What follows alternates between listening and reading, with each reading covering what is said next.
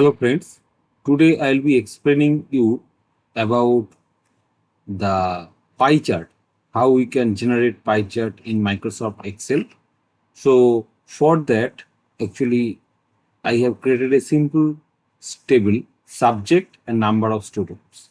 For example, computer science engineering, it has 1500 number of students, IT has 1200 students, electronic has 1600 students and mechanical stream has 700 students. So calculate the total number of students, that is equals to sum of this, this and this.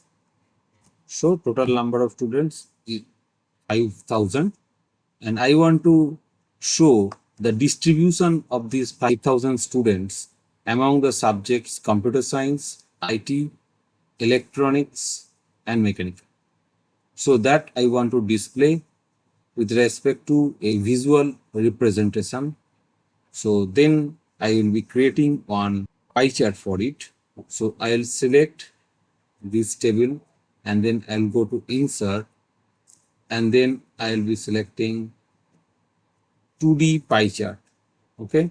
So if I just select 2D pie chart, I'll be able to see that how number of students is distributed across different subject. Okay, so it has a color legend like computer science engineering, it is in green color, IT is in orange color, electronics is in dark blue color and mechanical is in sky color. Okay, so if I want to also display the number of students, then I can select, right click and select add data labels. So you see the data labels are being printed. Now you see the color of this also I can change. Okay, so I'll select and then right click. Okay, so I can select all the data labels, the single shot. Okay, and